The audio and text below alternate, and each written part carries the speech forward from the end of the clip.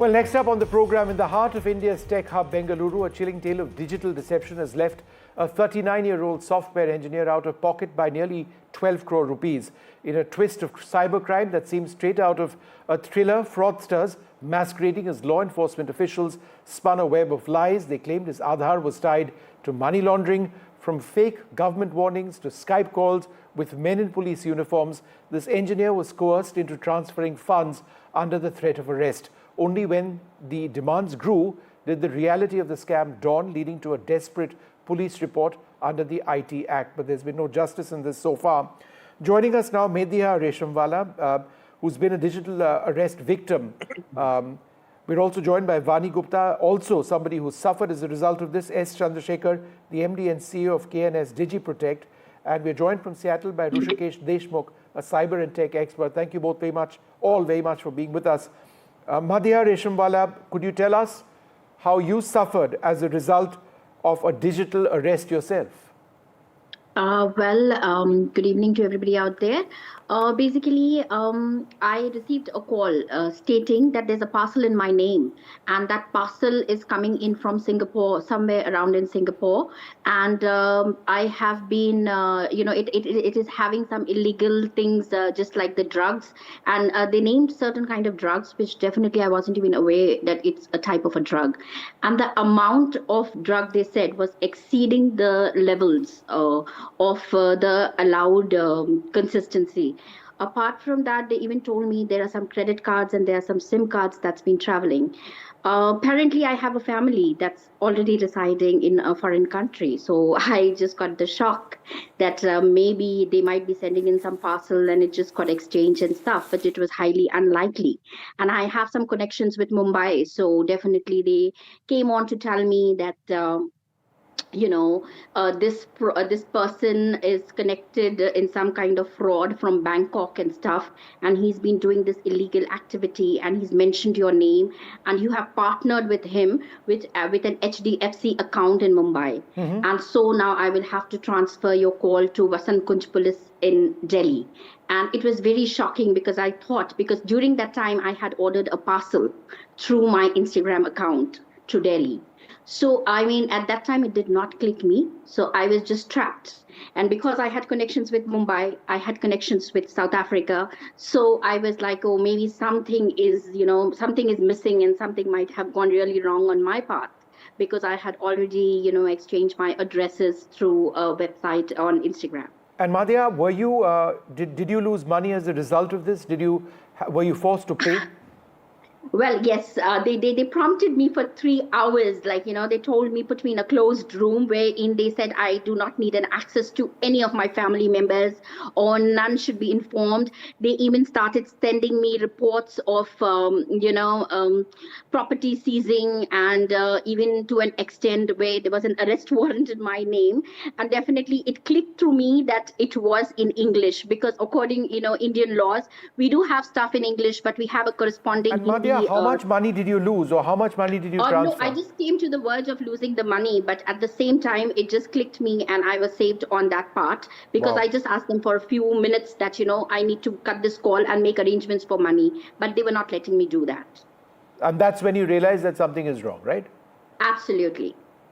Vani Gupta, how did you suffer? Mine was exactly the same.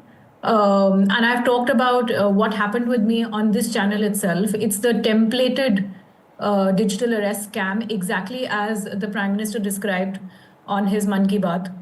And I also lost a lot of money. I think a lot has been covered in the news about what is the digital arrest scam now. And I did a quick research even before coming onto this channel on articles in the news on digital arrest, and I see that every template, every story is almost identical.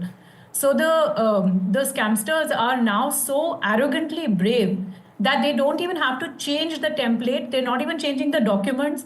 Even the names used, I find, are more or less the same. Naveen Kumar, the ED, seems to appear. I didn't even know that the director of ED is Naveen Kumar, Ranbir Kumar and Naveen Kumar. I'm not sure, Rahul Naveen. And Vani, how much money did you lose? I don't want to talk about that. But it was a substantial sum that you lost. It is a substantial sum of money. Was there that any? I lost. Were you able to recover any of this through the police? 5%.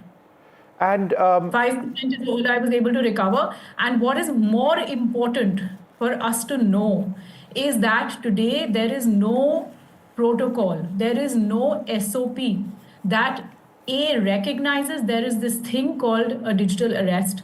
Even though the Prime Minister himself has talked about it not once, but more than once on different episodes of Man Ki Baat, there is no recognition by our banks, by our judiciary, by the big tech companies that host VC platforms. Everybody looks at you and says, but you transferred the money. So how do we so, know Vani, that just you tell are us about complicit in that crime? situation which you encountered when you were so intimidated and scared, perhaps, that you went ahead and transferred it. What was the immediate provocation or threat which resulted in you making that transfer? It was various kinds. It was a case of stolen identity, that your Aadhaar card is being used. So you've got to protect yourself. This is a case of stolen identity. It's a very serious case. Then they also threatened me with the well-being of my child. And they said that others who have not cooperated have lost their children. And third, they said that failure to cooperate may see you behind bars for the rest of your life, which means you will forever be separated from your son. And these three things combined were enough for my brain to shut down.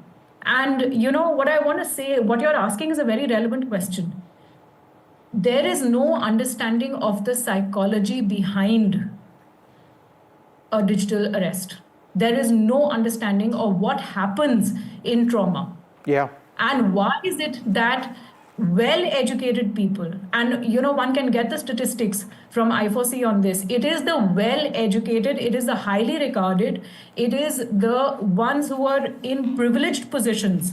There are RBI officials, there are police officials, there are CXOs and CEOs, there are IAS bureaucrats, there are, as you're showing, there are defense, people from the defense. Why is it that people like us are getting scammed?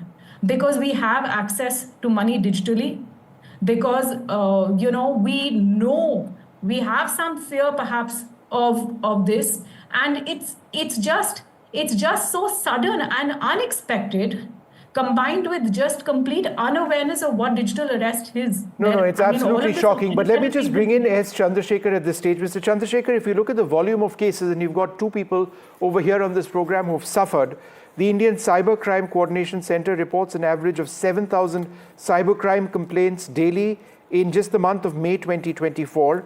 That's more than 100% increase from the previous year. And it's, at the end of the day, if you were to look at the extent of losses, it's upwards possibly of 1,000 crores nationally. It's, is there no way for authorities to consistently track down on this, or are the numbers just too large? So this requires a multi-pronged approach. One of the reasons why this kind of crime has not been effectively tackled is that there is a interstate element in it, there is a foreign element in it, there is a technology element in it, and there is a MNC technology company element in it. So by the time the police is able to stitch all these together, it becomes very difficult for the victim to be able to recover majority of the money. In fact, most of the recoveries end up only in 5% and 10%. And the number of cases are so many that the law enforcement agencies have to prioritize the really big ones, or the so-called VIP cases. So there is a lot of merit in what Ms. Bani is saying, that we need to recognize this as a separate kind of a crime, and we need to have special mechanisms to tackle this. So we have an element which is the banking regulation, we have the telecom regulation, we have the IT Act, and then you have the IPC and CRPC. So all these things need to be meshed together. There needs to be an agency which can act across the states. Otherwise, this kind of crimes will continue with impunity. Of course, it's very important to increase the awareness of the public. So more and more people are getting aware. And the cyber criminals are now resorting to more advanced technologies like AI. People are saying that your kid is kidnapped, and then they play that music, they play the same voice. So they are also trying to stay ahead. But all in all, it is a serious problem. It requires a multidisciplinary approach. And I do not look at this as an ordinary crime. This is an attack on India's digital infrastructure. We should not look at individual victims of this. We should look at the kind of damage it will do if people lose trust and faith in the digital infrastructure, stop using internet banking, stop using all the benefits that e-governance brings. Rushikesh, there's online investment frauds, gaming apps, which are potentially frauds as well, algorithm manipulations, illegal lending apps, extortion through, out-and-out extortion, OTP scams, investment frauds. It just seems endless, right? True, Vishnu. So it is started from phishing, and day by day it's getting. These criminals are using advanced techniques. And this is like new modus operandi again, wherein they are calling, they are giving that emotional trauma, and then they are extorting. They are doing that extortion from the victim. So in all these scenarios, now the first thing, personal vigilance is a very important thing. So people need to know. The Vani and Madhya, they are techies. They are well trained in corporate life. We are all taught. We are all well trained for years. But still, this kind of modus operandi, we need to be aware of it. We should ask few questions. We should not get into that emotional scenario. Other scenarios on technology front, again, we are taking care. Deepfake technologies are coming in. So for deepfake technologies, again, banks can implement them. AI technologies, they can implement there at their end. And telecom companies can use it. No, it's absolutely crazy that I get fake calls about 3 times a week, including today when there is somebody who says, "This, I'm calling from the telecom department, your phone is about to be blocked." It's completely out of hand. But my question to you, Rushikesh, is this, and I think we have at least a 2-factor safety system before a digital transaction can take place. And usually that second factor of security is an OTP. So is that something that gives us still confidence to go ahead with a digital transaction? So, digital transaction is definitely safe, but banking also need to implement more measures now. At the end, if they say some different pattern, some irregular transaction, that should be prevented at the end also. And then, OTP is that is one of the options. That can be stopped. But that one layer of additional security needs to be implemented, identifying those patterns and the different behavior from different users, that should be implemented. That security layer needs to be implemented. So there are 2 layers we need to implement. Users needs to be more vigilant, and again, banks or telecom, they need to put one more layer wherein they could identify the different patterns, and they could identify those kind of suspicious activities and can block it itself and can ask the users there. Sure. Yeah. Would, Mr. Chandrasekhar, the use of biometrics, and this is an option given on most modern smartphones now, or recent smartphones now, as an additional layer of security, even on your laptop, that could be enabled. Is that something that people need to do?